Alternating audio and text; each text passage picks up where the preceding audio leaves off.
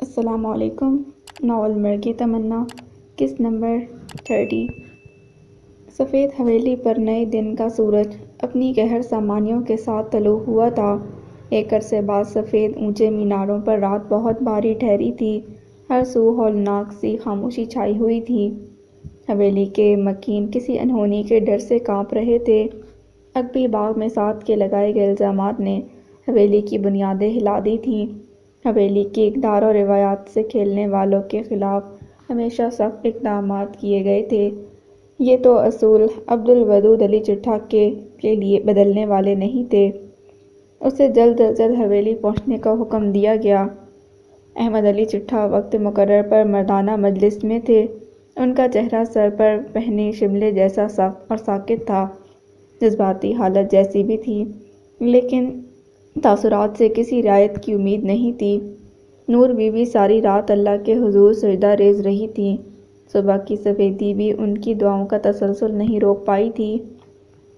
سفید حویلی کی مردانہ مجلس میں بیٹھے سعید علی بے چینی سے اپنے بیٹے کے منتظر تھے، جس کی باغی فطرت سے ہمیشہ خوفزدہ رہے تھے۔ ان کا دل سوکھے پتے کی مانند کانپ رہا تھا، کیونکہ سالوں پہلے گزری قیامت نگاہوں کے پردے پر آج تک روشن تھی۔ وہ اپنی اولاد کا مزید کوئی دکھ برداشت نہیں کر سکتے تھے۔ ایک بیٹا زخمی حالت میں ہسپتال میں تھا، جبکہ دوسرا الزامات کی زد میں۔ انہیں یقین تھا کہ عبدالودود کے متعلق کی گئی باتوں میں کوئی سچائی نہیں، مگر کسی پل سکون نہیں آ رہا تھا۔ شیما کو ہزاروں دلاسے دیے تھے، لیکن اپنی بے چینی ختم نہیں ہو پا رہی تھی۔ مجلس کے ایک کونے میں سعد علی چٹھا براجمان تھے، جن کے چہرے پر پشیمانی کی رمق تک نہیں تھی۔ اپنے اس بھتیجے کے ساتھ ان کی کبھی نہیں بنی۔ وہ ہمیشہ ان کے مقابل فریق بن کر کھڑا رہا تھا، لیکن آج سب بدلے سود سمیت وصول کرنے کا وقت آ گیا تھا۔ ابا جان کے غصے اور بھائی کے پریشان چہرے نے خاموش کر رکھا تھا، وگرنہ بس نہیں چل رہا تھا۔ خوشی کے مارے جھومنے لگتے۔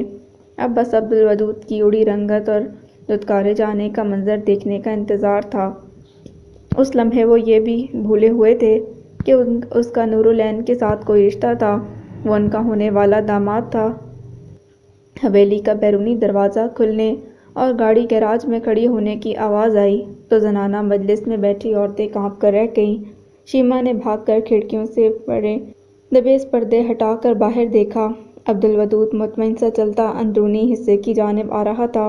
ان کے آنسو ایک بار پھر بے تاب ہوئے اور وجود پر ایسی بے اختیاری چھائی کہ دل چاہا اسے اپنے وجود میں چھپا لیں، سب کی نگاہوں سے دور لے جائیں، لیکن وہ مکمل بے بس تھیں۔ عبدالودود کو مجلس میں داخل ہوتے ہی حالات جاننے میں لمحے سے زیادہ وقت نہیں لگا۔ جس انداز میں اسے بلایا گیا تھا، وہی سب بتانے کے لیے کافی تھا، لیکن پھر بھی اسے موہوم سی امید تھی کہ شاید حویلی کی روایت بدل چکی ہو، اپنے گزشتہ غلط فیصلوں سے سبق سیکھ چکے ہوں۔ اس کا کردار سب کے سامنے شفاف آئینے کی مانند تھا۔ کوئی بھی انگلی اٹھانے سے پہلے 100 بار سوچے گا، لیکن مجلس میں لگی اپنوں کی پنچایت نے سب خیال غلط ثابت کر دیے تھے۔ اس نے سوچا تھا کہ وہ سب کو سمجھائے گا، لیکن جب کوئی وضاحت مانگے بنا عدالت لگائی گئی تھی تو وہ بھی سب حساب برابر کرنے کا سوچ چکا تھا۔ وہ سلام کرتا ہوا بڑے ابا کے سامنے والی نشست پر تن کر بیٹھا تو اس کا بے باک انداز سب کو خاموش کرا گیا۔ جی بڑے ابا، آپ نے بلایا تھا؟ مجلس میں کتنی ہی دیر خاموشی چھائی رہی تو اس نے خود پہل کی۔ احمد علی چٹھا نے اس کا بے خوف انداز دیکھا۔ انہیں اس میں اپنا آپ دکھ رہا تھا۔ وہ سر سے لے کر پیر تک ان کا پرتو تھا۔ اس کی فطرت میں ان کا عکس کوٹ کوٹ کر بھرا ہوا تھا۔ اس کی یہی عادتیں تو انہیں پسند تھیں، اس کا نڈر لہجہ ہی تو بھاتا تھا۔ انہیں محسوس ہو رہا تھا کہ آج ان کا سامنا خود سے ہونے والا تھا۔ کل فارم ہاؤس میں کیا ہوا تھا؟ مجلس میں چھائی خاموشی جان لیوا تھی۔ پہلے سوال نہیں سب کے سانس سینے میں اٹکا دیے۔ مجلس کے دروازے سے لگ کر کھڑی شیما نے کچھ نہیں ہوا سننے کی شدت سے دعا مانگی تھی۔ ساری خبریں تو آپ تک پہنچ چکی ہیں بڑے ابا، دیکھیں نا۔ مخبر کی خوشی چھپائے نہیں چھپ رہی۔ اس کے طنز نے سعد علی کو بلبلا کر رکھ دیا اور باہر کھڑی عورتوں کی موہوم سی امید بین کرنے لگی۔ میں نے تم سے پوچھا ہے عبدالودود، اسی لیے ادھر ادھر کی باتیں کرنے کی بجائے درست جواب دو۔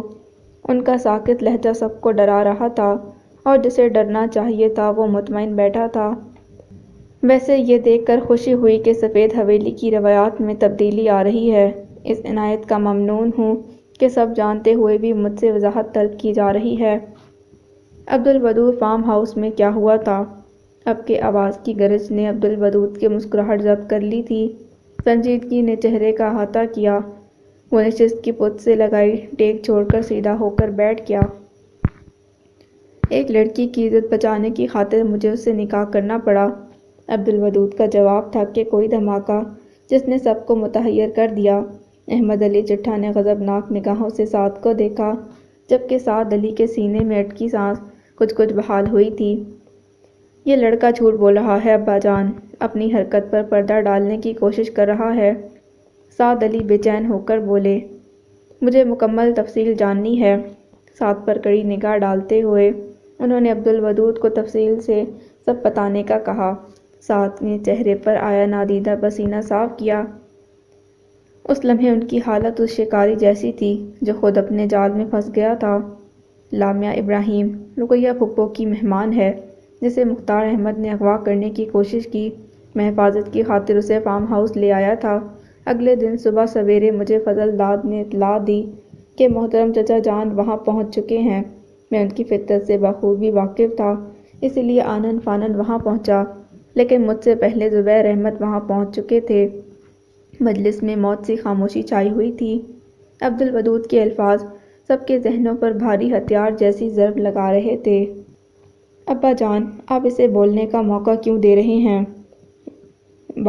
بازی پلٹتی دیکھ کر سعد علی نے بچاؤ کی کوشش کرنی چاہی، جو ناکام ٹھہری۔ جب تک تم سے کچھ پوچھا نہ جائے تب تک خاموش رہو۔ تم بتاؤ آگے کیا ہوا؟ انہوں نے عبدالودود کو بولتے رہنے کا اشارہ کیا۔ جب میں وہاں پہنچا تو چچا جان نشے میں اس قدر دھت تھے کہ زبیر احمد کی مار سے اپنا دفاع بھی نہیں کر پا رہے تھے۔ میں نے انہیں بچایا اور ان سے وعدہ کیا کہ بڑے ابا تک یہ معاملہ پہنچاؤں گا اور آپ انصاف کریں گے۔ اس نے تفصیل بتانے کے بعد دوبارہ پرسکون ہو کر نشست سے ٹیک لگا لی۔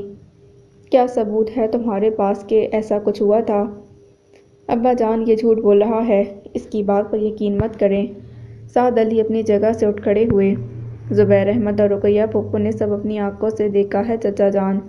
اس لڑکی کی حالت چیخ چیخ کر بتا رہی تھی کہ اس نے اپنے دفاع کی جنگ لڑی ہے، ایک وحشی سے خود کو بچانے کے لیے۔ ان کا جھوٹ عبدالودود کو طیش دلا رہا تھا۔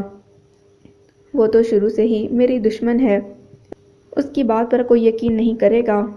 فضل داد تو آپ کا دشمن نہیں، اس کی گواہی مان لینا۔ وہ آج انہیں ہر طرف سے گھیر رہا تھا۔ ابا جان، یہ میری بیٹی سے رشتہ نہیں رکھنا چاہتا، اس نے نور سے شادی نہ کرنے کے سبب یہ سارا تماشا کیا ہے، مجھ پر الزام لگا رہا ہے تاکہ خود بری الزامہ ہو سکے۔ یہ سب ملے ہوئے ہیں ابا جان۔ ان کا بس نہیں چل رہا تھا عبدالودود کا گلا دبا دیں یا گزشتہ رات واپس لوٹ آئے اور وہ حویلی سے کوسوں دور رہیں۔ تو کیا زارا بھابی کے ساتھ آپ نے کچھ نہیں کیا تھا؟ وہ بھی بھائی کا کوئی ڈرامہ تھا؟ میری بیٹی کے ساتھ ناانصافی ہوئی ہے، آپ لوگ اس سے کچھ پوچھ کیوں نہیں رہے؟ ان کی بیٹی کی تکرار پر عبدالودود کو بے تحاشا ہنسی آئی اور وہ ہنس بھی دیا۔ عبدالودود، تم نے اس لڑکی کو بچایا، اچھی بات ہے، لیکن نکاح جیسا بڑا قدم تم اکیلے بنا کسی کو بتائے کیسے اٹھا سکتے ہو؟ تمہیں معلوم تھا کہ تم کسی سے منسوب ہو، تمہاری ہمت کیسے ہوئی حویلی کی بیٹی کے ساتھ زیادتی کرنے کی؟ وہ لڑکی میری پناہ میں آئی تھی بڑے ابا، میری مہمان تھی، اس کی حفاظت کرنا میری ذمہ داری تھی۔ تو کیا تم ہر مہمان لڑکی سے نکاح کر لو گے؟ نہ جانے کون ہے، کہاں سے آئی ہے، کس خاندان کی ہے؟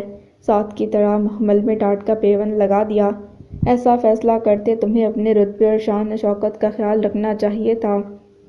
آپ سب کے لیے یہ بات قابل غور نہیں ہے کہ ہمارے فارم ہاؤس میں کسی لڑکی کی عزت پر ہاتھ ڈالا گیا، بلکہ یہ فکر ہے کہ میں نے اس لڑکی کے ساتھ نکاح کر لیا، گناہ انہوں نے کیا اور الزام مجھے دیا جا رہا ہے۔ تم سعد کی حرکت کا ازالہ کسی اور طرح بھی کر سکتے تھے عبدالودود، یہ لازمی نہیں تھا کہ اس سے نکاح کیا جاتا، جبکہ تم جانتے تھے نور تم سے منسوب ہے۔ سعید علی نے اسے سمجھانے کی کوشش کی۔ اب بھی بات بگڑی نہیں ہے، تم اسے فوراً فارغ کرو اور انشاءاللہ تاشفین کے ٹھیک ہوتے ہی تمہارا اور نور کا نکاح کر دیا جائے گا۔ احمد علی چٹھا کا فیصلہ مجلس میں سکوت طاری کر گیا۔ ایسا نہیں ہوگا بڑے ابا، اس نے بے لچک انداز میں سب کو ششدر کر دیا۔ شیما بیگم نے دل تھام لیا تھا۔ وہ معاملہ ٹھنڈا پڑتے دیکھ کر مطمئن ہو گئی تھی کہ عبدالودود نے دوبارہ دھڑکنوں کی رفتار بڑھا دی تھی۔ بڑی امی کے لیے یہ جواب غیر متوقع نہیں تھا، انہیں عبدالودود سے یہی امید تھی۔ ایسا ہی ہوگا عبدالودود، کیونکہ میں اس حویلی میں ایک نئی حور برداشت نہیں کر سکتا۔ ان کا فیصلہ اٹل تھا اور انداز ایسا کہ عبدالودود کو ہر حال میں ماننا پڑے۔ آپ ایسا بیٹا برداشت کر سکتے ہیں جس کا وجود گناہوں میں لتھڑا ہوا ہے، جس کے نزدیک عورت کی کوئی عزت نہیں، جو اپنی بہن کا قاتل ہے اور کتنی ہی عورتوں کا گناہ گار، لیکن یہ برداشت نہیں کر سکتے کہ کوئی ناپسندیدہ لڑکی اس حویلی میں بیاہ کر آئے۔ عبدالودود، اپنی حد میں رہو۔ سعید علی غصے میں اٹھ کھڑے ہوئے، جبکہ احمد علی چٹھا حیران نگاہوں سے سامنے بیٹھے پوتے کو دیکھ رہے تھے جس پہ انہیں سب سے زیادہ مان تھا۔ وہ سوچ بھی نہیں سکتے تھے کہ وہ ان کے سامنے کبھی ایسا بولے گا۔ میں اپنی حد جانتا ہوں ابو، لیکن جو آپ سب چاہتے ہیں وہ کبھی نہیں ہوگا۔ جس لڑکی کو آپ ٹاٹ کا پیون کہہ رہے ہیں وہ نور کی طرح اس حویلی کا ہی خون ہے۔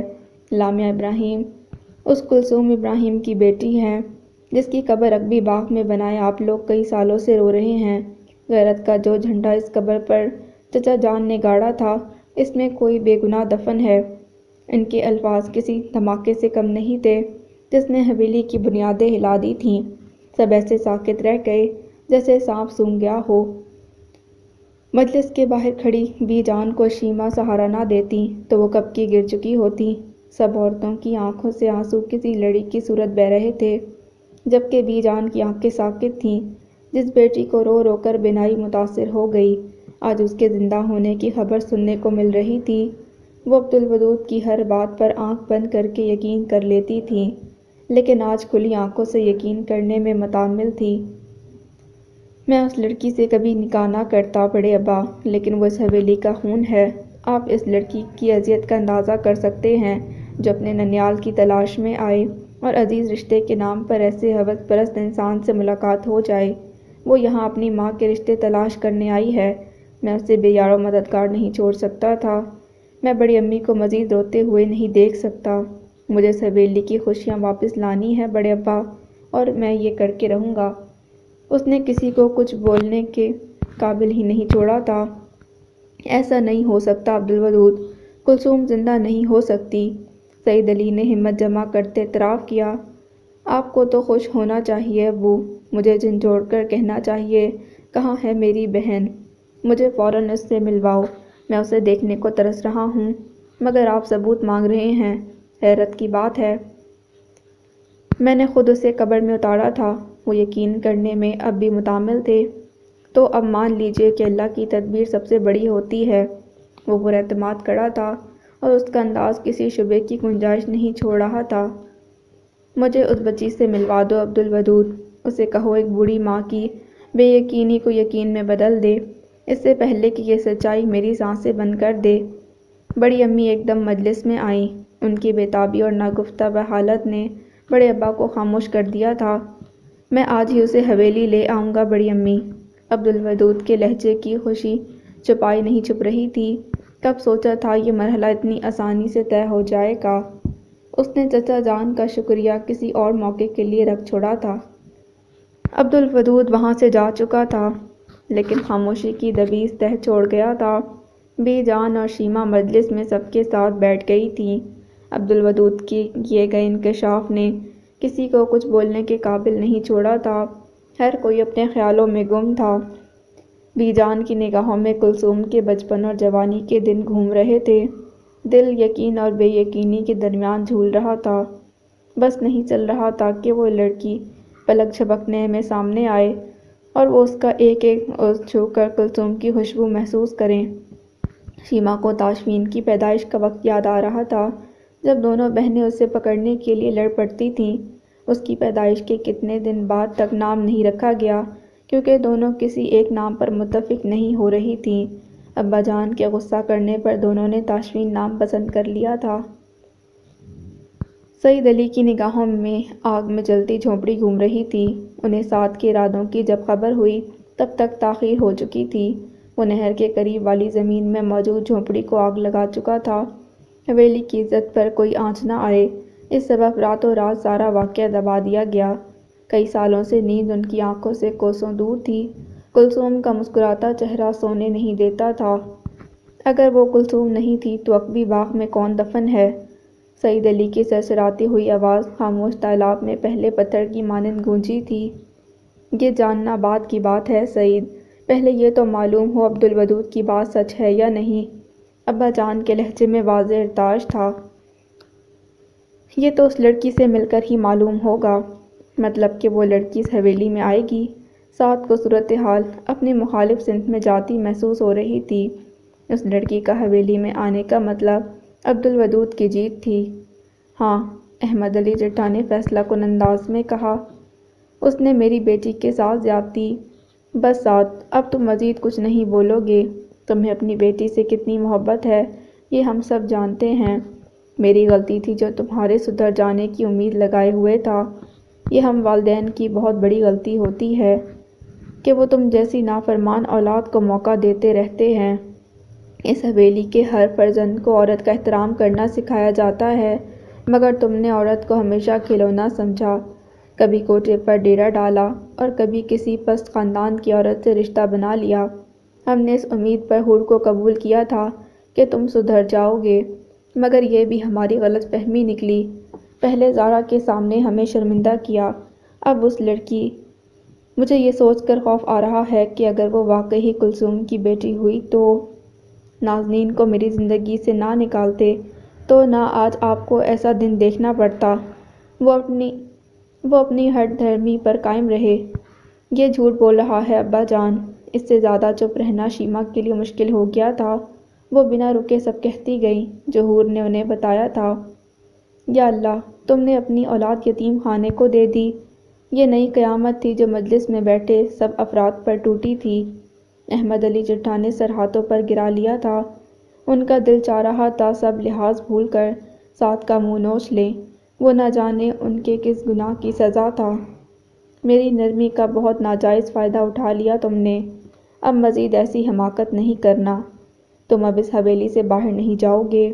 نور بی بی نے چونک کر حضور کی جانب دیکھا۔ انہیں سالوں پہلے یہ فیصلہ کر لینا چاہیے تھا۔ آپ مجھے قید نہیں کر سکتے۔ اسے یہ ایک مذاق لگا، تبھی قہقہ لگاتے ہوئے اس مذاق میں شامل ہونے کی کوشش کی۔ میں سب کچھ کر سکتا ہوں سعد، اگر کوئی غلط فہمی ہے تو حویلی سے قدم نکال کر دکھاؤ۔ ابا جان کے لہجے میں کچھ تو ایسا تھا جس نے سارے وجود کو اپنے حصار میں لے لیا تھا۔ سعید، آج سے ہی کمپنی کے کسی اکاؤنٹ تک اس کی رسائی نہیں ہونی چاہیے۔ اپنا آخری حکم سنا کر مجلس سے اٹھ کھڑے ہوئے تھے۔ سب آہستہ آہستہ اٹھ کر باہر نکل گئے۔ پیچھے صرف وہ بیٹھے رہ گئے تھے۔ انہیں ابھی تک یقین نہیں آ رہا تھا کہ عبدالودود انہیں منہ کے بل زمین پر گرا گیا تھا۔ وہ چند ساتیں اس حویلی میں نہیں گزار سکتے تھے، کجا یہاں سے نکلنے پر پابندی لگا دی جائے، لیکن انہیں اندازہ تھا ابا جان اپنے فیصلے پر عمل درآمد کرانا جانتے ہیں۔ انہیں اس قابل نہیں چھوڑا جائے گا کہ وہ حویلی سے چند دن بھی باہر گزار سکیں۔ دھوپ کی پرحدت نمازت کئی دنوں بعد نصیب ہوئی تھی۔ وہ یونیورسٹی سے چھٹی کے باعث مزے سے صحن میں بیٹھی دھوپ کا مزہ لے رہی تھی۔ کئی بار نگاہیں پلٹ کر میمونہ خالہ کے گھر کی جانب اٹھ رہی تھیں، لیکن اب وہ دل مارنا سیکھ گئی تھی، خواہشات کے لیے بے چین ہونا چھوڑ دیا تھا۔ دونوں گھروں میں اتنا فاصلہ نہیں تھا کہ وہاں ہوتی کسی تبدیلی کا معلوم نہ ہوتا۔ میمونہ خالہ یہاں سے جا رہی تھیں۔ کچھ ماہ پہلے ایسا ہوتا تو شاید وہ رو رو کر پاگل ہو جاتی، لیکن آج صورتحال مختلف تھی۔ وہ ان کے جانے پر مطمئن تھی۔ خالہ نے امی کو جتنی تکلیف دی تھی وہ اب ان کا سامنا بھی نہیں کرنا چاہتی تھی۔ کنزا کو ملاؤ عزت۔ امی نے ہمیشہ کی طرح اس کی سوچوں کا تانا بانا جوڑ لیا تھا۔ مجھے نہیں جانا امی، اور آپ مجھے مجبور بھی نہیں کریں گی۔ اس نے دو ٹوک انکار کیا۔ انہوں نے غور سے اس کے چہرے پر پھیلے سنجیدہ تاثرات دیکھے۔ وہ ایسی ہی تھی، اپنے سے منسلک رشتوں پر آنکھ بند کر کے یقین کرنے والی، اور جب کسی رشتے سے تکلیف پہنچے تو تعلقات کی ڈور کاٹ دیتی تھی۔ اس سب میں کنزا کا کوئی قصور نہیں ہے بیٹا، انہوں نے اسے قائل کرنے کی ایک کوشش کی۔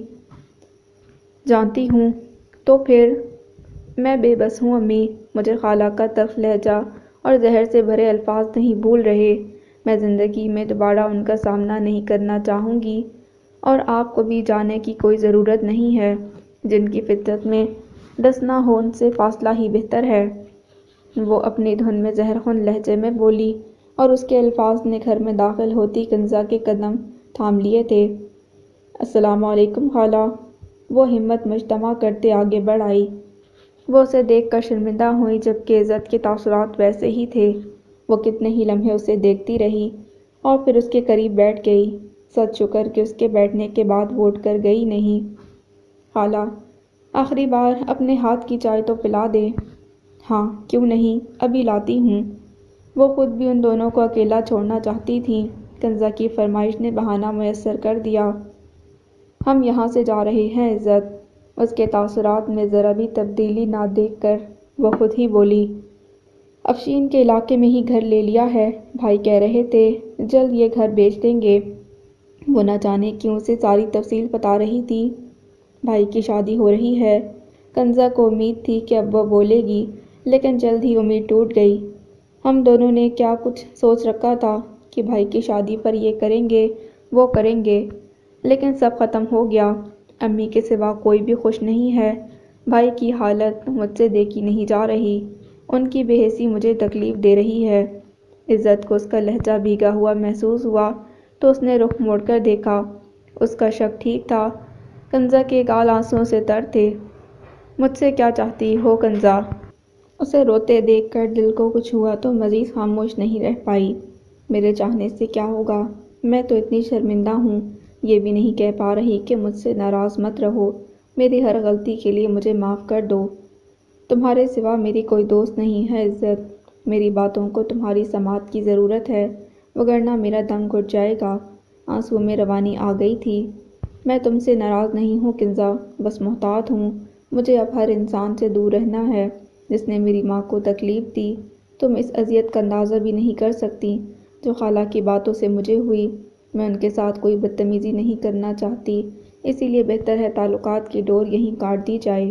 اس کی سب باتیں درست تھیں، اسی لیے خاموشی سے سنتی رہی۔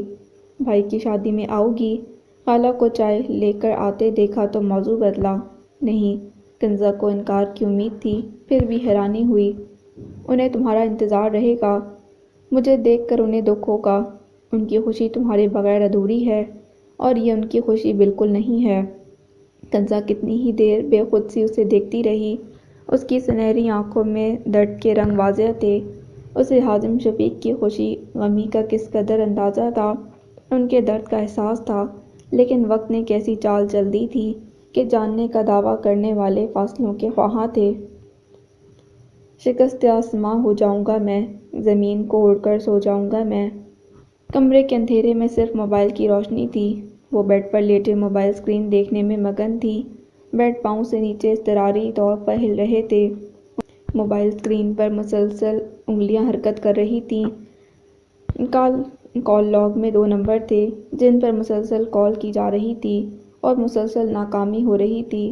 کئی کوششوں کے بعد واٹس ایپ کھولا گیا۔ پہلے نمبر پر اذلان کی چیٹ بھی جیسے وہ کئی بار پڑھ چکی تھی۔ اس کی بھیجی نظموں کو پڑھتے ہر بار نئے معنی آشکار ہو رہے تھے۔ ان 3 دنوں میں اسے وہ وقت شدت سے یاد آ رہا تھا جب وہ اذلان سے ناراض ہو جایا کرتی تھی۔ پھپھو کی کسی بات پر روٹھ جاتی تو اس کی نگاہوں سے اوجھل رہنے کی کوشش کرتی۔ وہ فون کرتا تو نمبر بلاک کر دیتی۔ یونیورسٹی میں ملتا تو راستہ بدل جاتی۔ گھر آتا تو کمرے میں قید ہو جاتی، لیکن وہ ہار نہیں مانتا تھا۔ وہ اکثر کہا کرتا تھا، کبھی میں روٹھ گیا تو تب تمہیں احساس ہوگا کہ جس کے بغیر رہنا مشکل ہو وہ دکھائی نہ دے تو کیا ہوتا ہے۔ وہ سچ کہتا تھا، اسے اب احساس ہو رہا تھا۔ وہ اذلان کی تکلیف سمجھ رہی تھی۔ اب اسے ضرورت تھی اور وہ کہیں کھو گیا تھا۔ وہ پکار رہی تھی لیکن جواب ندارد تھا۔ وہ اذلان کی بھیجی نظم پڑھ رہی تھی اور آنکھیں بہہ رہی تھیں۔ اسی لمحے دروازے پر دستک ہوئی۔ وہ اس وقت کسی کی مداخلت نہیں چاہتی تھی۔ ایک بار جی چاہا جواب نہ دے، لیکن آنٹی کی پریشانی کا سوچ کر ارادہ ترک کیا۔ آنسو صاف کیے، بال سمیٹ کر جوڑا بنایا اور بستر سے اٹھ کر دروازے کی سمت آئی۔ دستک دینے والا مشتبہ تھا اور اس کے چہرے پر ایک نظر ڈالتے ہی اسے گڑبڑ کا احساس ہوا تھا۔ کیا ہوا مشتبہ؟ لاؤنج میں آ جائیں۔ کوئی آیا ہے کیا؟ اسے لاؤنج میں باتوں کی آواز آ رہی تھی۔ جی، عبدالودود آیا ہے، اسی لیے پاپا آپ کو بلا رہے ہیں۔ میں نہیں آ رہی مشتبہ، مجھے اس انسان کی شکل بھی نہیں دیکھنی۔ عبدالودود کا نام سنتے ہی چہرے کے عضلات تن گئے تھے۔ میری بات تو سنیں۔ مشتبہ کے الفاظ منہ میں ہی رہ گئے۔ وہ دروازہ بند کر چکی تھی۔ پھپھو، اب مشتبہ کی شادی کا بھی سوچیے، کتنی دیر یہ دوسروں کو دیکھ کر آہیں بھرتا رہے گا۔ وہ واپس آیا تو عبدالودود اسی کے متعلق بات کر رہا تھا۔ تم میری چھوڑو اور اپنا دیکھو، وہ نہیں آ رہی، اس نے لامیا کا انکار پہنچایا۔ پھپھو، میں اس سے مل سکتا ہوں۔ رقیہ نہیں جانتی تھی کہ اس نے کیا بات کرنی ہے، لیکن زبیر کا اشارہ دیکھتے اس بات میں سر ہلایا۔ وہ مشتبہ کے میت میں اس کے کمرے کی جانب آیا۔ کیا صورتحال ہے؟ عبدالودود کا اشارہ لامیا کے مزاج کی طرف تھا۔ اپنے بچاؤ کا سدباب کر کے جانا۔ اس کی حالت مشتبہ کو محسوس کر رہی تھی۔ تمہارا تجربہ مجھ سے زیادہ ہے، تو بتاؤ ایسے کٹھن مرحلے میں کیا کرتے ہیں؟ ابھی سے ڈر گئے؟ ابھی تو عشق کے امتحان اور بھی ہیں۔ آپ کی رہنمائی کا شکریہ، اب آپ جا سکتے ہیں۔ وہ لامیا کے کمرے تک آ چکے تھے۔ میں یہیں رکتا ہوں، شاید تمہیں میری ضرورت پڑ جائے۔ نہیں، ابھی اتنا بھی برا وقت نہیں آیا۔ عبدالودود نے دروازے پر دستک دی تو مشتبہ نے واپسی کے لیے قدم بڑھا دیے۔ وہ کتنی ہی دیر انتظار میں کھڑا رہا، لیکن دروازہ نہیں کھولا گیا۔ اس نے چند لمحے سوچا اور سب آداب بھلائے ہینڈل دبا دیا۔ بیڈ پر نیم دراز لامیا کے وہم و گمان میں نہیں تھا کہ وہ اس کی اجازت کے بغیر کمرے میں داخل ہو سکتا ہے۔ یہ کون سا طریقہ ہے کسی کے کمرے میں آنے کا؟ وہ فوراً سیدھی ہو کر بیٹھ گئی۔ عبدالودود کی نگاہ اس کی روئی ہوئی سنہری آنکھوں پر ٹک گئی تھی۔ شہد رنگ آنکھوں میں سرخ ڈورے ڈوبتے سورج کا منظر پیش کر رہے تھے۔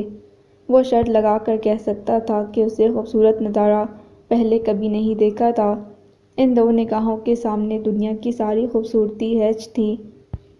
اسے ان نگاہوں سے دھیان ہٹا کر اس کا غصہ محسوس کرنے میں جانے کتنا وقت لگا۔ میں نے دروازہ نوک کیا تھا۔ اس نے 2 قدم مزید آگے بڑھائے اور دیوار پر لگے سوئچ بورڈ پر ہاتھ رکھ کر سارا کمرہ روشن کر دیا۔ لامیا نے فوراً سے آنکھیں میچ لیں، جیسے روشنی کا سامنا کرنے سے گھبرا رہی ہو۔ کافی دیر بعد آنکھیں مکمل دیکھنے کے قابل ہوئیں تو دنیا جہان کا غصہ سمیٹے مقابل کھڑے انسان پر گاڑ دیں۔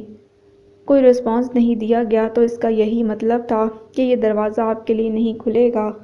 اس نے سوچا نہیں تھا کہ دوبارہ اس انسان سے سامنا ہوگا، لیکن خلاف توقع وہ سامنے تھا تو رونے گھبرانے سے کچھ حاصل نہیں تھا۔ وہ اپنے ازلی دو ٹوک انداز میں لوٹ آئی تھی۔ اب کسی کا سہارا نہیں چاہیے تھا، کیونکہ سہارا دینے والی بے ساکھیاں وقت ضرورت ساتھ چھوڑ کر پہلے ہی ناقابل تلافی نقصان پہنچا چکی تھیں۔ مجھے ضروری بات نہ کرنی ہوتی تو میں آپ کے فیصلے کا احترام کرتا۔ وہ بات بگاڑنا نہیں چاہتا تھا، اسی لیے لہجہ متوازن رکھا، وگرنہ مقابل کی تلخی لمحے میں ختم کرنے کا ہنر اس سے آتا تھا۔ ہمارے درمیان اگر کوئی ضروری بات ہوگی تو وہ ہماری علیحدگی کے متعلق ہوگی۔ آپ نے اس بارے میں بات کرنی ہے تو آئیے، وگرنہ آپ جا سکتے ہیں۔ اس نے ہاتھ دروازے کی سمت کرتے ہوئے اپنے ارادے کی پختگی ظاہر کی۔ عبدالودود نے نافہم نگاہوں سے اس کا بدلا ہوا انداز دیکھا۔ کل کہاں سہما ہوا انداز، رویا ہوا لہجہ، اور آج وہ اس قدر مضبوطی سے کھڑی تھی کہ عبدالودود کو چند قدموں کی دوری سے بھی اس کی کرختگی محسوس ہو رہی تھی۔ اس کا دروازے کی سمت بڑھا، ہاتھ نظر انداز کرتے وہ صوفے پر بیٹھ گیا۔ ابھی ایک دوسرے کو قبول کیے چند گھنٹے نہیں گزرے اور آپ علیحدگی کی بات کرتی ہیں۔ خیر، آپ ایسا سوچ سکتی ہیں، لیکن میرا دور دور تک ایسا ارادہ نہیں۔ میں آپ سے کوئی اور بات کرنے آیا ہوں، آپ سن لیں گی تو آپ کے لیے بہتر ہوگا۔ اس کے انداز کی نرمی مقابل کی کرختگی محسوس کر کے پل میں غائب ہوئی۔ لامیا کو اس کے بیٹھنے کے انداز سے پتہ چل گیا تھا کہ وہ بات کیے بنا جانے والا نہیں، اسی لیے بہتر لگا کہ اس کی بات سن لی جائے۔ وہ بنا کچھ کہے بیڈ پر بیٹھ گئی۔ اس کی پشت عبدالودود کی جانب تھی اور ایسا غیر ارادی طور پر کیا گیا تھا جسے عبدالودود نے واضح محسوس کیا۔ حویلی میں سب کو ہمارے نکاح کا معلوم ہو گیا ہے۔ میں نہیں چاہتا تھا یہ بات اس طرح پھیلے، لیکن چچا جان کچھ زیادہ ہی جلد میں تھے۔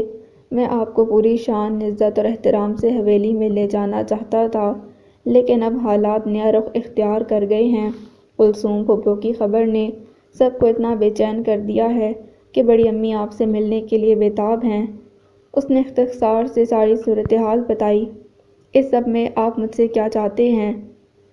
میرے ساتھ حویلی چلیں۔ کس حیثیت سے؟ وہ رخ بدل کر اس کی آنکھوں میں دیکھنے لگی۔ عبدالودود اس کی بات کا مطلب سمجھ نہیں پایا۔ وہ اس کے نکاح میں تھی، اس کی بیوی تھی، تو پھر اس سوال کی منطق کیا تھی؟ آپ میرے نکاح میں ہیں اور حویلی جانے کے لیے یہ حوالہ کافی ہے۔ اسے یہ جواب دینے میں چند لمحے لگے۔ مطلب آپ مجھے رخصت کرا کر لے جا رہے ہیں؟ یہ سوال پہلے سوال سے زیادہ عجیب تھا۔ عبدالودود نے اس کی نگاہوں پر نظریں مرکوز کیں۔ شاید اس کی سوچیں نگاہوں سے پڑھنا چاہ رہا تھا۔ وہ اتنا آسان ہدف نہیں تھی جتنا اس نے سمجھا تھا۔ وہ کون سا نکتہ اٹھا لاتی یہ اسے دیر سے سمجھ آیا۔ وہ ان کے درمیان رشتے کو ختم کرنا چاہ رہی تھی تو اس کے حوالے سے اس کے گھر کسی صورت جانے والی نہیں تھی۔ میں آپ کو صرف حویلی لے جانا چاہتا ہوں۔ سب آپ سے ملنا چاہتے ہیں۔ مطلب یہ رخصتی نہیں ہے، اور نہ میں وہاں آپ کے حوالے سے جا رہی ہوں۔ جیسا آپ چاہیں گی ویسا ہوگا لامیا۔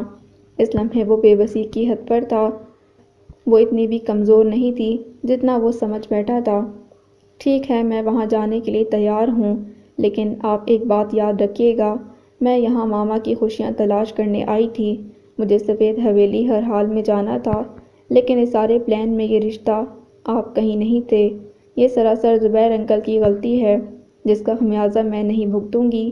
آپ جتنی جلدی یہ حقیقت سمجھ لیں اتنا بہتر ہوگا آپ کے لیے۔ وہ دو ٹوک اور واضح الفاظ بول گئی تھی۔ میں باہر انتظار کر رہا ہوں، آپ آ جائیں۔ وہ مزید کچھ کہے بنا باہر نکل گیا۔ لامیا نے باہر جاتے شخص کی پشت کو گہری نگاہوں سے دیکھا۔ وہ نہیں جانتی تھی اس فیصلے کا نتیجہ کیا نکلنے والا تھا۔ اس نے بہت بڑا رسک لیا تھا۔ ایک انجان انسان پر بھروسہ کرنے جا رہی تھی۔ وہ زبیر انکل سے شدید خفا تھی اور عبدالودود کے ساتھ جانے کے فیصلے میں یقیناً اس خفگی کا عمل دخل تھا۔ زبیر انکل کی وجہ سے معاملات سمٹنے کی بجائے مزید بگڑ گئے تھے، اور یہ پھیلاوا اب اسے ہی سمیٹنا تھا۔ دور افق کے پار دن چھپنے کی کوشش کر رہا تھا۔ شام کا دھندلکا دبے پاؤں اس گھر پر اتر رہا تھا جہاں چھت کے کونے پر ایک اداس انسان کھڑا تھا، جس کے چہرے پر ڈوبتے دن جیسی بے کلی تھی۔ دنیا کی رنگینی دشت کے ویرانے جیسی محسوس ہو رہی تھی۔ گھر کی دیواریں آرائشی کمکموں سے روشن تھیں، مگر وجود گہرے اندھیرے میں گم ہونے کا خواہاں تھا۔ کس قدر خوبصورت منظر ہے نا! وہ نہ جانے کب ان کے پہلو میں آ کھڑی ہوئی تھی۔ انہوں نے چونک کر اس کی جانب دیکھا اور پھر اس کی نگاہوں کے مرکز پر نظر ڈالی۔ وہ آخری سانس لیتے دن کی مدح سرائی کر رہی تھی اور وہ اس منظر کی کرب میں بہہ رہے تھے۔ نظر نظر کی بات ہے، انہیں کچھ تو کہنا تھا، سو اقرار کیا نہ انکار۔ بہت مشکل سے تمہیں ملنے آئی ہوں، ممی کہہ رہی تھیں۔ شادی کی تقریبات شروع ہو چکی ہیں تو نکاح تک تم سے دور رہوں۔ مجھے سمجھ نہیں آتی اس قدر کھلے ذہن کی مالک ہونے کے باوجود اس موقع پر ممی کو کیا ہو گیا ہے۔ اس کی مسکراہٹ ختم ہونے کا نام نہیں لے رہی تھی، اور انہیں یہ مسکراہٹ کسی تازیانے سے کم نہیں لگ رہی تھی۔ تمہیں ان کی بات مان لینی چاہیے تھی۔ وہ اس وقت کسی کا سامنا نہیں کرنا چاہتے تھے۔ افشین کی ممی کی بات اپنے حق میں لگی تھی۔ مان لیتی تو اس دل کا کیا کرتی جو تمہیں دیکھنے کے لیے بے چین تھا۔ مجھے دیکھنا تھا تم مائیوں کے ڈریس میں کیسے لگ رہے ہو۔ اس کے چہرے سے خوشی کی الوہی چمک پھوٹ رہی تھی، لیکن ان کا دھیان اس چمک سے زیادہ اس کی گفتگو کی جانب تھا۔ اس کا بے انتہا کھلا انداز گفتگو انہیں کبھی نہیں بھایا تھا۔ ویسے تمہارے گھر میں کتنی بے رونقی ہے، شادی والا گھر لگ ہی نہیں رہا، جبکہ میرے گھر میں ایک لمحے کو میوزک بند نہیں ہوا۔ ایسا ہلہ گلا ہے کہ پوچھو مت۔ کاش میں تمہیں اپنا دل دکھا سکتا، جہاں اس گھر سے زیادہ ویرانی ہے۔ اس بار بولے بغیر نہیں رہ پائے تھے۔ اس موقع پر بھی تمہیں وہ یاد آ رہی ہے؟ حازم کا بولا گیا جملہ اتنا سادہ نہیں تھا کہ وہ آرام سے ہضم کر لیتی۔ میں نے ہر بات تم پر واضح کر دی تھی افشین، لیکن اس کا یہ مطلب تو نہیں کہ تم ببانگ دہل میرے سامنے اعتراف محبت کرو، اپنی زندگی کے اتنے اہم دن اس کی یاد میں آہیں بھرنے کے لیے ضائع کرو۔ تم اپنے ہونے والی بیوی کے سامنے کسی اور کا ذکر اس انداز میں کیسے کر سکتے ہو؟ اس کا سارا موڈ غرق ہو چکا تھا۔ کاش اسی شدت سے تم میری تکلیف کا اندازہ کر سکتی۔ انہیں مکمل نہ سہی لیکن چند فیصد امید تھی کہ وہ انہیں سمجھے گی، ان کے زخموں پر مرہم رکھے گی، لیکن وہ دل لگی کی آگ کو بجھانے کے بجائے پھونکے مار کر بڑھانے میں مصروف تھی۔ مجھے تمہاری تکلیف کا اندازہ ہے حازم، لیکن میرا ظرف اتنا بڑا نہیں ہے کہ تم اس کا ذکر کرو اور میں مسکرا دوں۔ یہ سب تو کرنا پڑے گا افشین، کیونکہ رنگ میں بھنگ ڈالنا اتنا آسان نہیں ہوتا۔ یہ جملہ پہلے سے زیادہ تیکھا تھا۔ سمجھ نہیں پائی یہ ایک عام جملہ تھا یا اسے الزام دیا جا رہا تھا، اور سمجھ تو وہ بھی نہیں پائے تھے جب دنیا کو دل سے محبت نوچ دینے کا اختیار دے دیا تھا تو پھر یہ واویلا کس لیے؟ اب یہ تکلیف ناقابل برداشت کیوں تھی؟ وہ چند لمحے حازم کی جانب دیکھتی رہیں، لیکن وہ اس کی جانب متوجہ نہیں تھا۔ اسے اپنا رکنا بے وجہ لگا تو بنا کچھ کہے واپس پلٹ گئی۔ اس کی آنکھوں سے بہتے آنسو حازم شفیق نے نہیں دیکھے تھے، لیکن جنہیں نہیں دیکھنے چاہیے تھے وہ دیکھ چکی تھیں۔ تم نے افشین کو کیا کہا؟ وہ چند لمحوں میں ہی اس کے سر پر کھڑی تھیں۔ کچھ نہیں۔ تو پھر وہ روتی ہوئی کیوں گئی ہے؟ یہ آپ اسی سے پوچھ لیں۔ حازم، میں تم سے پوچھ رہی ہوں، کیا ہوا ہے تم دونوں کے درمیان؟ وہ دیکھ رہا تھا کہ اس سے کبھی غصے میں بات نہ کرنے والی ماں اب ہر وقت آتش فشاں بنی رہتی تھی۔ آپ کیا چاہتی ہیں مجھ سے؟ آپ کے کہنے پر دل کاٹ کر پھینک دیا، لیکن آپ مطمئن نہیں ہوئی۔ آپ تو اذیت کا پہاڑ میرے سر پر رکھنا چاہتی تھی نا؟ مجھ سے پوچھے بنا افشین کو میری زندگی میں شامل کر دیا، وہ گھر چھوڑنے پر مجبور کیا، آپ کی ہر بات مان لی۔ اب ایسا کیا کروں کہ آپ مجھ سے خوش ہو جائیں؟ ان کا انداز بکھرا اور لہجہ ٹوٹا ہوا تھا، لیکن مقابل ان کی ماں ہوتی تو محسوس ہوتا۔ وہاں تو بیٹے کی محبت سے خوفزدہ عورت کھڑی تھی۔ یقیناً تم نے ایسی ہی باتیں اس بچی سے کی ہوں گی، وہ بیچاری تمہاری محبت میں بھاگی چلی آئی اور تم یہاں کوئی اور ہی حساب کتاب کھولے بیٹھے ہو۔ مجھے میرے حال پر چھوڑ دیں امی۔ آج کی رات جتنا رونا ہے رو لو حازم، جس کو الزام دینا ہے دے لو، لیکن کل مجھے ایسا کچھ نظر نہ آئے، ورنہ تمہاری ہر بد تہذیبی کی جواب دہ عزت ہوگی۔ اس کو انگلی دکھا کر متنبہ کرتی وہ میمونہ شفیق نہیں لگ رہی تھیں۔ حازم نے زخمی نگاہوں سے ماں کو دیکھا، جو بلیک میلنگ کا ہنر بھی جان گئی تھیں۔ ان کے جی میں جو آیا کہہ کر چلتی بنی، لیکن یہ نہ جان سکیں کہ ان کی زبان کے تیر نے بیٹے کا زخمی دل مزید چھلنی کر دیا ہے، یا جان کر بھی انجان بن گئی تھیں۔ وہ مدھم قدموں سے اسٹور روم کی جانب آئی۔ امی کی طبیعت ناساز تھی تو عشاء کی نماز پڑھتے ہی سونے کے لیے لیٹ گئی تھی، اور اسے وہ موقع مل گیا جس کی تلاش میں پچھلے کئی دنوں سے وہ تھی۔ اسٹور میں داخل ہوتے ہی آہستگی سے دروازہ بند کیا اور لائٹ جلا کر اپنے مطلب کی چیز کے قریب آئی۔ سلیٹی رنگ کا لوہے کا صندوق ایک طرف رکھا تھا، جس کے سامنے اکثر امی گھنٹوں بیٹھے اسے دیکھتی رہتی تھیں، لیکن یہ معمول بچپن میں تھا۔ اس کے بڑے ہونے کے ساتھ ساتھ دورانیہ کم ہوتا گیا، اور ایک عرصہ ہو گیا یہ منظر دوبارہ دکھائی نہیں دیا۔ میمونہ خالہ کے انکشافات سہنا اتنا آسان نہیں تھا۔ وہ ظاہر نہیں کر رہی تھیں، لیکن وجود میں کچھ ٹوٹ کر رہ گیا تھا۔ وہ متضاد کیفیات کا شکار تھی، کبھی امی کی اہانت کی تکلیف ہوتی اور کبھی اپنی بے ڈھنگی رشتوں سے محروم زندگی کا دکھ ستانے لگتا۔ حقیقت جان لینے کے بعد جو احساس سب سے زیادہ قوی تھا وہ اس انسان کے متعلق آگاہی تھی جو اس سب کا ذمہ دار تھا۔ وہ چاہتی تو امی سے پوچھ لیتی، پر اب حالات جس نہج پر آ گئے تھے وہ لازمی اسے بتا دیتی، لیکن وہ انہیں اپنے کسی بھی سوال سے مزید تکلیف نہیں دینا چاہتی تھی۔ اب ازالہ کرنے کا وقت تھا، انہیں وہ خوشیاں لوٹانا چاہتی تھی جن پر ان کا حق تھا۔ صندوق کھولتے ہی کئی چمکتے دمکتے کپڑے نظر آئے۔ یہ امی کی شادی کے کپڑے تھے جنہیں اس نے دیکھ رکھا تھا۔ اس نے کپڑے ہٹا کر دیکھنا شروع کیا اور تھوڑی سی محنت کے بعد کامیابی مل گئی۔ کپڑوں کے نیچے کئی خاکی لفافے رکھے ہوئے تھے اور ایک البم بھی جس میں یقیناً تصویریں ہوں گی۔ اس نے سب سے پہلے اوپر رکھا خاکی لفافہ کھولا۔ اس کے اندر کئی سفید کاغذ گود میں گر گئے تھے۔ یہ سب ملنے کی امید تھی، لیکن نہ جانے کیوں دھڑکنیں بہت تیز ہو گئی تھیں، جیسے کسی راز سے پردہ اٹھنے جا رہا ہو یا کسی کی عمر بھر کی جمع پونجی لوٹی جا رہی ہو۔ میری کھوئی ہوئی محبت کے نام، میں نے کبھی نہیں سوچا تھا کہ تمہیں پا لینے کے بعد بھی تم سے رابطے کے لیے لفظوں کا سہارا لینا پڑے گا۔ تمہیں دیکھے ہوئے کئی ہفتے گزر گئے اور تمہارے لوٹ آنے کی امید کئی شاموں کے ساتھ ڈھل گئی۔ لالی کہتا ہے تم لوٹ آؤ گے، میرے لیے نہیں تو اپنی ہونے والی اولاد کے لیے۔ لیکن میرا دل پہلی بار لالی کو جھوٹا کہہ رہا تھا۔ وہ حور العین کو نئی امید کے ساتھ تمہاری طرف روانہ کرتا ہے اور اس کی واپسی پر کچھ پوچھے بنا انکار مجھ تک پہنچ جاتا ہے۔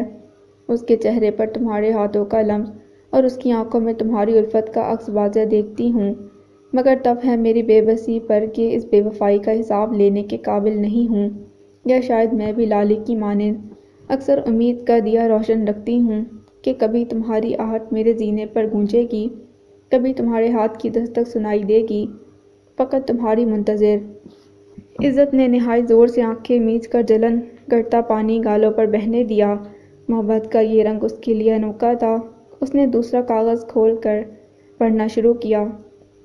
اے پتھر کے صنم، آج حور العین اکیلی نہیں لوٹی، اس کی سیاہ ساڑی کے پلو سے تمہارے وجود کی خوشبو لپٹی ہے، اور وہ پلو مجھے سیاہ ناگ کی مانند دکھائی دے رہا ہے جو کسی بھی وقت مجھے ڈس لے گا۔ اس کی انگلی میں ہیرے کی انگوٹھی چمک رہی تھی جس کی روشنی نے میری آنکھیں چندیا دی ہیں۔ آج میں نے گھر کی سب کھڑکیاں کھول کر آس کا دیا ہواؤں کے سپرد کر دیا ہے۔ وہ بجھ جائے گا کیونکہ یہ اس کا انجام تھا، لیکن میرا انجام کیا ہوگا؟ تمہاری بے وفائی نے میرا دل توڑ دیا ہے، مگر اس جسم کا کیا ہوگا جس میں تمہاری محبت سانس لے رہی ہے؟ آج پچھتاوے میرے ارد گرد نمال ڈال رہے ہیں۔ کاش میں نین تارا کی بات مان لیتی اور ایک شریف زادے کی محبت میں نئی دنیا کی تلاش میں نہ نکلتی۔ تمہارا دیا درد اس تکلیف سے بھاری ہے جو گھنگروں سے زخمی ہونے پر ملتا تھا۔ اس تکلیف کی دوا تھی، تمہارا درد لادوا ہے۔ تمہاری بے وفائی جھیل رہی ہوں، لیکن پھر بھی ایک التجا ہے، اپنے نام کی زنجیر مت توڑنا۔ اس زندگی میں تم میسر نہیں، لیکن بعد از مرگ قطب پردرش تمہارا نام میرے لیے اعزاز ہوگا۔ فقط تمہاری چھوڑی ہوئی محبت۔ عزت کے آنسو سفید کاغذ پر نشان چھوڑ رہے تھے۔ اس کا دل چاہ رہا تھا زور زور سے چیخ چیخ کر روئے، اور امی کا خیال نہ ہوتا تو ایسا ہی کرتی۔ اس میں اگلا خط پڑھنے کی ہمت نہیں تھی، لیکن اس کہانی کا انجام اسے جاننا تھا۔ اس نے سب سے نیچے والا خط اٹھایا اور لمبا سا سانس لیتے ہوئے کھول لیا۔ بے وفائی کے دیوتا، آج تم سے اقرار محبت نہیں کرنا، نہ ہی ملن کی بھیک مانگنی ہے۔ اب تو اس وقت پر رونا آتا ہے جب تمہاری محبت کی اسیر ہو بیٹھی تھی۔ اکثر دعا مانگتی ہوں وہ لمحہ لوٹ آئے تو اسے مقدر کی کتاب سے پھاڑ دوں یا اپنی آنکھیں نوچ لوں جو تمہارے حسن پر فدا ہو گئی تھیں۔ تمہاری بے وفائی کو ہنس کر طوق کی صورت گلے لگا لیا، مگر تم ایسے بے حس نکلے کہ میرا سینہ چھلنی کر دیا۔ میری کوکھ اجاڑتے ہوئے تمہارا دل رتی برابر نہ کانپا، تمہیں آسمان پھٹ پڑنے یا زمین میں دھنس جانے کا خوف نہ ستایا۔ نین تارا ٹھیک کہتی تھی، ساتھ تم الفت کے سودائی نہیں، میری بربادی کا پروانہ ہو۔ تم محبت کے نام پر آسیب ہو جس کے چمٹ جانے سے ہر عورت ڈرے گی۔ تم نے مجھے خود سے نفرت کی اجازت دے دی ہے، اور میں نے تم سے وابستہ ہر یاد کو یادداشت سے کاٹ دینے کا ارادہ کر لیا ہے۔ میں نے اپنا فیصلہ اس ذات کے سپرد کیا ہے جو اپنی مخلوق سے کسی جنس کی بنیاد پر محبت نہیں کرتا، جس کا رحم ہر جاندار کے لیے برابر ہے، اور جس کا انصاف طوائف کے لیے ویسا ہی ہے جیسا کسی عزت دار عورت کے لیے۔ تمہیں اللہ کے انصاف کے سپرد کیا سعد علی چٹھا، فقط تمہاری یاد گمدشتہ۔ وہ خط گود میں گرائے ساکت سی بیٹھی تھی، آنسو متواتر بہہ رہے تھے۔ عورت کا یہ روپ اس کے لیے انوکھا تھا۔ وہ اکثر امی سے گلہ کرتی تھی، وہ ہستی نہیں یا خالہ کی طرح خوش مزاج نہیں، اور آج اسے ان تمام شکووں پر افسوس ہو رہا تھا۔ اس کے بے تکے سوال امی کا کتنا دل دکھاتے ہوں گے۔ کاش وہ پہلے ماں کا غم جان جاتی، کاش وہ امی کی خوشیاں واپس لا سکتی۔ کئی کاش تھے جو دماغ میں گردش کر رہے تھے۔ وہ اس شخص کا نام تھا جو خون کی گردش بڑھا رہا تھا۔ کیوں خود کو تکلیف دے رہی ہو عزت؟ وہ ایلبم کھولنے ہی والی تھی کہ اسٹور کا دروازہ کھلا۔ وہ جانتی تھی لاکھ کوشش کے باوجود بھی سب سمیٹ نہیں سکتی، اسی لیے جیسی تھی ویسے ہی بیٹھی رہی۔ میں آپ کی اذیت محسوس کر رہی ہوں امی۔ وہ یوں ہی سر جھکائے بیٹھی رہی۔ ماؤں کا فرض ہوتا ہے اولاد کو ہر سرد گرم سے بچائے رکھنا۔ تم اس قصے میں مت الجھو بیٹا۔ وہ بھی اس کے پہلو میں آ بیٹھی تھیں۔ یہ قصہ اب میرا بھی ہے اور مجھے اس انسان سے ملنا ہے جس نے ہمیں اپنی زندگی سے کسی لا علاج مرض کی مانند الگ کر دیا۔ وہ شدید تکلیف میں تھی، جس کا اندازہ لہجے کی کپکپاہٹ سے ہو رہا تھا۔ ہاں بالکل، تم اس سے مل سکتی ہو۔ میں نے سوچ رکھا ہے تمہاری شادی کے بعد خود تمہیں اس سے ملواؤں گی۔ نہیں امی، میں ابھی ملوں گی اور اس انسان سے اس کی ساری زیادتیوں کا حساب لوں گی۔ اب لہجے میں غصے کی جھلک تھی۔ تم میرے اور اس کے معاملے میں مت الجھو عزت، میں نے اپنا حساب اللہ پر چھوڑ رکھا ہے۔ تم اپنی محرومیوں کے متعلق بات کرنا، لیکن مجھے اپنے رشتے سے دور رکھنا۔ جو بھی ہو، یہ حقیقت ہے کہ وہ تمہارا باپ ہے اور میں نہیں چاہتی وہ یہ سوچے کہ نازنین نے اس کی اولاد کی تربیت اچھی نہیں کی۔ تم جیسی ہو ویسی ہی رہنا۔ وہ آپ سے آپ کی اولاد چھین کر لے گیا تھا، لیکن تم میرے پاس رہ گئی، کیونکہ اسے پتہ نہیں تھا کہ جڑواں بیٹیاں ہوئی ہیں۔ یہ میرے رب کا کرم تھا نا۔ وہ اس کے بولنے کے لیے کچھ نہیں چھوڑ رہی تھی۔ میں آپ جیسا ظرف نہیں رکھتی ماں، اس نے ان کے کندھے پر سر ٹکاتے اعتراف کیا۔ بس پرانی باتیں بہت ہو گئیں، اب اپنی پڑھائی پر توجہ دو۔ بہت جلد تمہارے فائنل امتحانات ہونے والے ہیں، اس لیے ان بے سبب سوچوں میں مت الجھو۔ وہ اسے سمجھاتے ہوئے بھول رہی تھی کہ اس کے مزاج کی شدت پسندی سے انہیں ہمیشہ خوف رہتا تھا۔ اس کے مطمئن چہرے پر پیچھے کچھ الگ چل رہا تھا جس کی بھنک بھی انہیں تھی۔ وہ جو سمجھ رہی تھی ابھی کچھ راز ان کے پاس ہیں، یہ ان کی غلط فہمی تھی۔ وہ اس انسان تک پہنچ گئی تھی، اب صرف اس تک رسائی حاصل کرنی تھی۔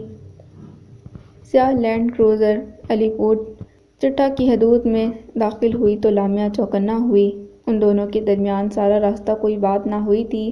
ایک بار اس کے دل میں آیا کہ تاشفین کا پوچھے، لیکن نہ جانے کیسی ضد تھی جو ٹوٹ کر نہیں دے رہی تھی۔ سفر طویل تھا، خاموشی کے سبب مشکل بھی، لیکن باہر کے منظر دیکھتے کٹ گیا۔ شہر کی تیز رفتار روشنیاں ختم ہوئیں تو دھڑکنوں کی رفتار بڑھنے لگی، کیونکہ اسے معلوم تھا اب جلد وہ منزل آنے والی ہے جس کی تلاش میں وہ یہاں تک آئی تھی۔ ہرے بھرے کھیت رات کے اندھیرے میں کھو گئے تھے اور اس وقت اس نے رخ موڑ کر سڑک کی جانب کر لیا تھا۔ گاڑی کی رفتار کم ہوتی محسوس ہوئی اور ساتھ ہی دور سفید حویلی نظر آنے لگی۔ وہ خود کو ہر قسم کی صورتحال کے لیے تیار کر چکی تھی، لیکن احتیاطاً اپنی یہاں موجودگی کا میسج سبین کو کر دیا اور اگلے کچھ گھنٹوں میں اس سے رابطہ نہ ہونے کی صورت میں ایمبیسی کو مطلع کرنے کا بھی کہہ دیا تھا۔ وہ جانتی تھی یہ رسک تھا تو آنکھیں بند کر کے خطرے میں کودنے والی بیوقوفی نہیں کرنی تھی۔ سفید آہنی گیٹ ایک ہارن پر کھل گیا تھا۔ اسے آج سے کچھ دن پہلے کا منظر یاد ہے جب اس حویلی کو دور سے دیکھا تھا۔ تب اندازہ بھی نہیں تھا وہ یہاں اس قدر آرام سے بھی آ سکے گی۔ گاڑی طویل پختہ راہداری سے گزر کر گیراج میں کھڑی ہو گئی تھی۔ وہ بظاہر بالکل ٹھیک تھی، لیکن ہاتھوں کا مسلح مقابل انسان محسوس کر گیا تھا۔ بے فکر رہیں، میں آپ کے ساتھ ہوں۔ اس کے ہاتھ تھام کر حوصلہ دینے کی خواہش جاگی تھی۔ جملہ کہہ دیا اور دوسری خواہش حسرت بن کر رہ گئی۔ وہ اس جملے کے جواب میں شکریہ کی توقع کر رہا تھا جو اگلے کئی لمحے تک نہیں ہوا، تو کندھے اچکاتا باہر نکل گیا۔ عبدالودود نے اس کی جانب کا دروازہ کھولا اور اسی وقت اندرونی حصے کا دروازہ کھول کر چند عورتیں باہر آئی تھیں۔ لامعہ انہیں پہلی نظر میں پہچان گئی تھی۔ وہ سیغم کے گھر انہیں مل چکی تھی۔ السلام علیکم، اس نے شیما بیگم کو آگے بڑھ کر سلام کیا۔ اس کے مدھم لہجے میں کسی اجنبیت کا نام و نشان بھی نہیں تھا۔ آؤ بیٹا، ہم سب تمہارے ہی منتظر تھے۔ شیما کو عبدالودود کی بات پر رتی برابر شک نہیں رہا تھا۔ وہ اس لڑکی کو رقیہ کے ساتھ دیکھ چکی تھیں۔ شیما اسے اپنی میت میں اندرونی حصے میں لائی جہاں بی جان بیٹھی تھی۔ عبدالودود جب سے حویلی سے گیا تھا وہ اس وقت سے یہاں بیٹھی تھی، ساری نمازیں بھی یہیں پڑھی تھیں۔ ان کی ایک ایک حرکت انتظار کی تکلیف کو عیاں کر رہی تھی۔ شیما نے شدت سے اس انتظار کا پھل ملنے کی دعا کی تھی۔ دیکھیں بی جان کون آیا ہے؟ وہ تو کب سے آہٹ پر کان دھرے بیٹھی تھیں۔ شیما کی آواز پر چوکنا ہوئیں، آنکھوں میں امید کے روشن دیے لامعہ نے واضح محسوس کیے تھے۔ جاؤ بیٹا سلام کرو۔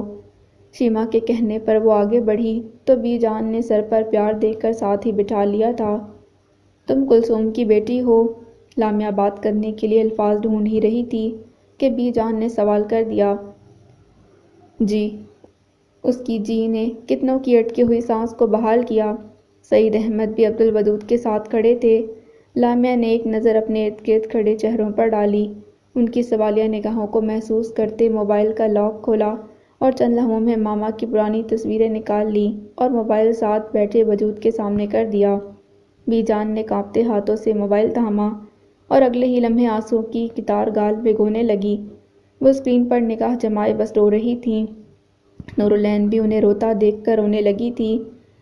لامعہ منتظر تھی کہ وہ کچھ بولیں گی لیکن وہ خاموش رہیں۔ سعید، حضور تک پیغام پہنچا دو، یہ کلثوم کی بیٹی ہے۔ انہوں نے موبائل لامعہ کو واپس کیا اور گل کا سہارا لیتے ہوئے اٹھ کھڑی ہوئی۔ لامعہ سے کچھ کہے بنا وہاں سے چلی گئیں۔ وہ حیرانی سے انہیں وہاں سے جاتا دیکھ رہی تھی۔ وہ تو سوچ رہی تھی سب ماما کا سن کر خوشی سے بے حال ہو جائیں گے، جبکہ یہ صورتحال بالکل الٹ تھی۔ سعید علی وہاں سے ہٹ گئے، شیما بھی ان کے پیچھے چلی گئی۔ اس وسیع ہال میں صرف 3 لوگ رہ گئے تھے۔ میں آپ کے لیے چائے لاتی ہوں۔ نور کو ہی آداب میزبانی یاد آئی تو وہ کچن کی جانب بھاگی۔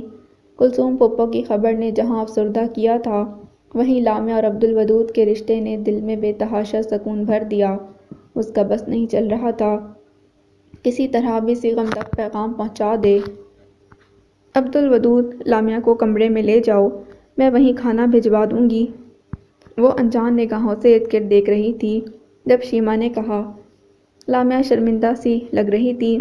بڑے ابا نے اجازت دے دی۔ وہ جوش سے ان کے نزدیک ہوتا ہوا بولا، ابھی فی الحال جاؤ۔ انہوں نے مدھم آواز میں کہا، امی میں آپ کو بتانا بھول گیا، سیغم سے بات ہوئی ہے، وہ بتا رہا تھا بھائی کی طبیعت بہتر ہے، انشاءاللہ کل ملاقات بھی ہو سکے گی۔ عبدالودود کی بات نے ان کے چہرے پر موجود شکنوں کو قدرے کم کر دیا۔ مالک کا شکر ہے، میں ابھی صدقہ دیتی ہوں۔ وہ فوراً واپسی کے لیے مڑ گئی۔ وہ سمجھ رہا تھا کہ ان پر کسی قدر بوجھ تھا۔ حویلی میں جس قسم کے حالات تھے سب میں وہ اکیلی گھن چکر بنی ہوئی تھیں۔ اسی سبب وہ انہیں نبیل درانی کی بگڑتی حالت کا نہیں بتا پایا تھا۔ عبدالودود نے لامعہ کو اشارہ کیا تو وہ ہینڈ بیگ سنبھالتی اٹھ کھڑی ہوئی، اپنے خیالوں سے الجھتی راہداریوں کی آرائش کو سراہتی اس کے پیچھے چل رہی تھی۔ جب دونوں ایک کمرے کے سامنے پہنچ کر رک گئے۔ رک کیوں گئیں؟ اندر چلیں۔ یہ آپ کا کمرہ ہے؟ جی۔ عبدالودود اس کے سوال کا پس منظر سمجھ رہا تھا۔ میں نے آپ سے کچھ کہا تھا۔ مجھے یاد ہے لیکن ابھی معاملے کی نوعیت کچھ اور ہے، ضد نہ کریں، پلیز اندر آ جائیے۔ اس کے انداز میں کچھ اس قدر لجاجت تھی کہ وہ سر ہلاتی آگے بڑھی۔ آپ فریش ہو جائیں، میں کھانا بھجواتا ہوں۔ وہ خود کمرے سے نکل گیا تو اس نے سکون کا سانس خارج کیا۔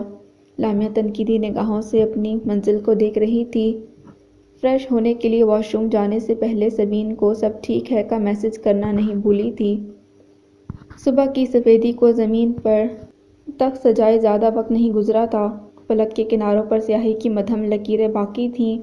نوزائیدہ چاند چھپنے کی کوشش کر رہا تھا۔ علی پور چٹھا میں زندگی بیدار ہوئے کچھ ساعتیں ہی گزری تھیں جب ایک ٹیکسی درانی حویلی کے سامنے رکی تھی۔ ابراہیم درانی نے سالوں بعد بچھڑ جانے والے راستوں کی جانب سفر کیا اور سوائے وقت کے وہاں کچھ نہیں بدلا تھا۔ انہیں آج بھی حویلی اداسی کو سینے سے لگائے بین کرتی محسوس ہو رہی تھی۔ اذلان ٹیکسی سے سامان اتار رہا تھا۔ ابراہیم نے قدم آگے کی جانب بڑھائے تو فاطمہ ان کے ہم قدم ہوئیں۔ حویلی کا مضبوط آہنی دروازہ مکمل کھلا ہوا دیکھ کر وہ اچنبھے کا شکار ہوئے لیکن رکے بنا آگے بڑھتے رہے۔ دروازہ پار کرنے کے بعد جیسے ہی پختہ راہداری تک نظر بائیں جانب موجود وسیع لان کی جانب گئی، لان میں سفید چاندنیاں بچھی ہوئی تھیں۔ کچھ لوگ بھی نظر آ رہے تھے جو شاید چاندنیوں کے اور سائبان لگا رہے تھے۔ ابراہیم یہ سب دیکھ کر چونکے، لیکن فاطمہ کے تو قدم بالکل ساکت رہ گئے تھے۔ ایک قدم اٹھانا مشکل ہو گیا تھا۔ یہاں کیا ہوا ہے ابراہیم؟ وہ سہمے ہوئے بچے کی طرح ابراہیم کا ہاتھ تھامے ہوئے بولی۔ انشاءاللہ خیر ہوگی، انہوں نے فاطمہ کو تسلی دی اور تھوڑا سا آگے بڑھ کر چاندنی بچھاتے لڑکے کو مخاطب کیا۔ یہ انتظام کس لیے ہو رہا ہے؟ ان کے جملے پر مقابل نے حیرت انگیز نگاہوں سے انہیں دیکھا، جیسے کہہ رہا ہو اگر معلوم نہیں تو آئے کس لیے ہو؟ اس سے پہلے کہ وہ کوئی جواب دیتا، ایمبولینس کے سائرن کی آواز سماعتوں سے گزر کر دل دہلانے لگی۔ انہوں نے خوف زدہ نگاہوں سے حویلی میں داخل ہوتی ایمبولینس کو دیکھا تھا۔